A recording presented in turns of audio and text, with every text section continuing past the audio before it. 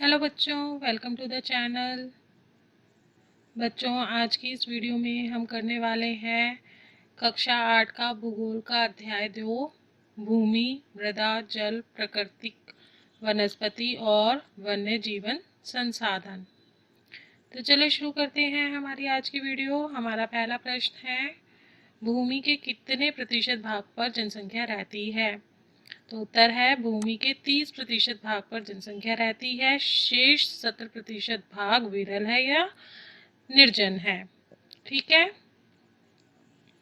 अगले प्रश्न पर आते हैं। अगला प्रश्न है, भूमि संसाधन का संरक्षण किस प्रकार किया जा सकता है? भूमि का संरक्षण किस प्रकार किया जा सकता है, कैसे कर सकते हैं? उत्तर है, भूमि का संरक्षण इस प्रकार किया जा सकता है। पहला पॉइंट है इसका, वनारोपण करके।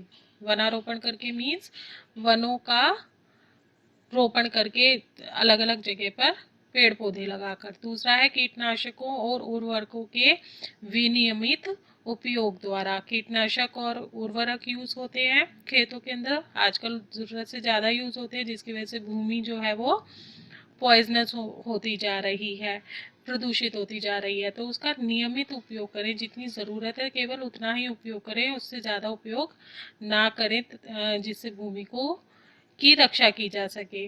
ठीक है, और तीसरा है, अतिचारण पर रोक लगाकर। जरूरत से ज़्यादा जो भेड़ बकरियां जो चारा चरती हैं, तो जरूरत से ज़्यादा चारण कराकर एक ही जगह पे जरूरत से ज़्यादा जब हम अतिचारण हो जाता है तो उससे वहाँ की जो भूमि है वो प्लेन हो जाती है, जिससे जो है वो अतिचारण पर रोक लगाकर भी भूमि का संरक्षण किया जा सकता है। ठीक है, अगले प्रश्न पर आते हैं। अगला प्रश्न है, मृदा क्या है? मृदा क्या है? उत्तर है, पृथ्वी के पृष्ठ पर दानेदार कणों के आवरण की पतली परत मृदा कहलाती है। पृथ्वी के पृष्ठ भाग पर जो कणों की पतली परत होती है उसे मृदा कहते हैं। ठीक है, अगले प्रश्न पर आते हैं। अगला प्रश्न है, जल को किस प्रकार सुरक्षित किया जा सकता है? जल को किस तरह से सुरक्षित कर सकते हैं? निम्नलिखित प्रकार से सुरक्षित कर सकते हैं। पहला है, वन और अन्य वनस्पति आवरण धरातलीय प्रवाह को बंद करते हैं, रोकते हैं और भूमिगत जल को पुनः पूरित करते हैं। वन्य वनस्पति जो होती है, वन जो होते हैं, पेड़ पौधे जो होते हैं, वो वन जल के प्रवाह को रोकते हैं। जैसे बारिश वगैरह होती है तो पानी के साथ जो भूमि की ऊपरी परत होती है वो बह जाती है, तो उसको बहने से रोकते हैं।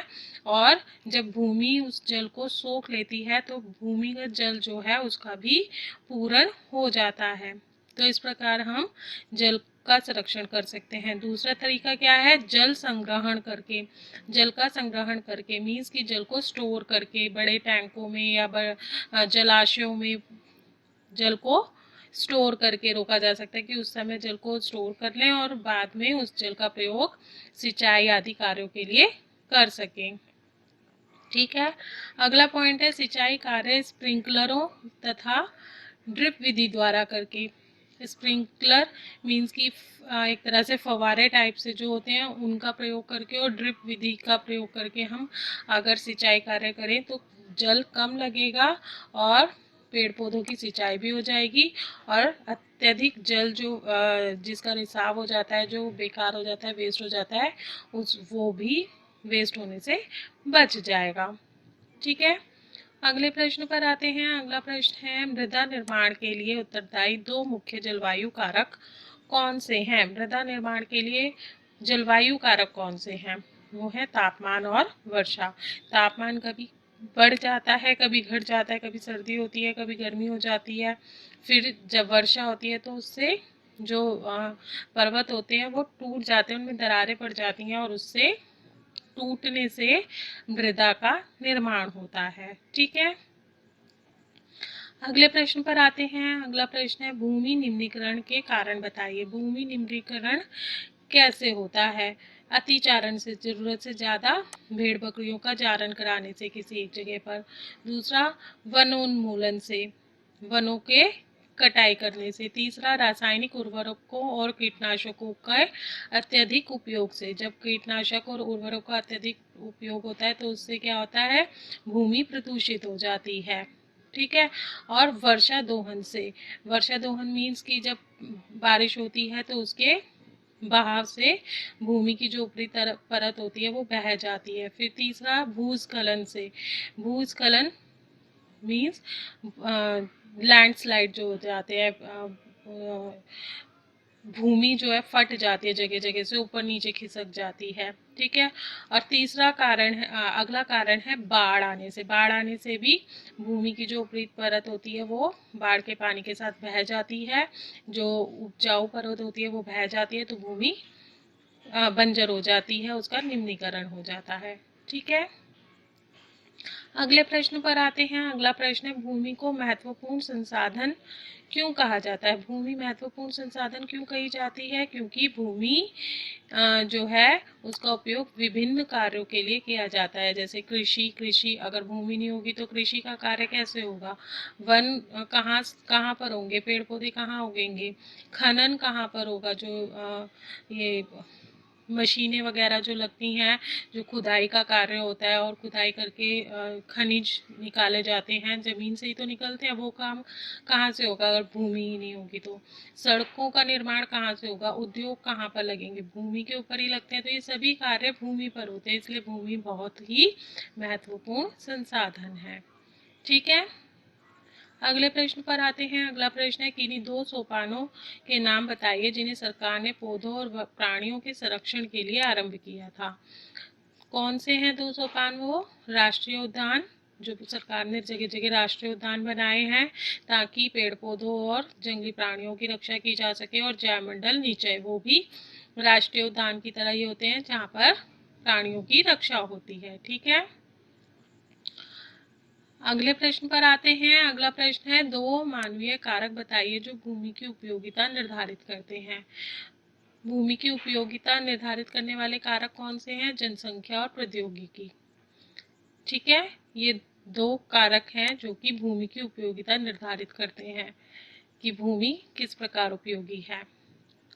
अगले प्रश्न पर आते हैं। अगला प्रश्न है, विश्व के विभिन्न भागों में जनसंख्या का वितरण असमान क्यों पाया जाता है? क्यों असमान है? कहीं पर बहुत ज़्यादा लोग रहते हैं और कहीं पर बहुत थोड़े से लोग रहते हैं, न के बराबर जनसंख्या है, तो ऐसा क्यों है? ऐसा इसलिए है क्योंकि भूमि और जलवायु भिन्न भिन्न स्थानों पर भिन्न भिन्न है। जैसे कहीं पर तो ऊबड़ खाबड़ स्थलाकृति है, मतलब ऊंची नीची जमीन है, कहीं पर ऊंचे ऊंचे पर्वत है, कहीं पर वन है, जंगल है, और कहीं पर जो भूमि है मरुस्थल है, कहीं पर जलाक्रांत प्रभावित क्षेत्र है जहाँ जहाँ पर बार बार बाढ़ आती रहती है, ठीक है। तो वहाँ पर तो कोई रहना नहीं पसंद करेगा ना।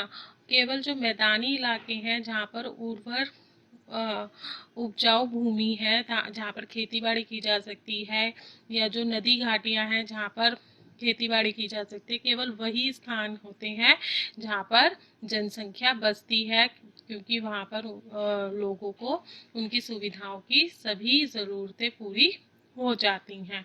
तो ऐसी जगहों पर ही सघन जनसंख्या बसती है। बाकी दूसरे इलाकों में बहुत कम लोग रहना पसंद करते हैं, क्योंकि वहाँ पर रहना बहुत कठिन होता है, तो इसलिए अलग अलग जगहों पर अलग अलग जनसंख्या वितरण है, ठीक है। मैं उम्मीद करती हूँ कि आपको ये सारे प्रश्न उत्तर अच्छे से समझ आ गए होंगे, क्लियर हो गए होंगे। अगर आपको ये वीडियो पसंद आई हो तो इस वीडियो को लाइक कर दीजिए और इस चैनल को सब्सक्राइब कर दीजिए।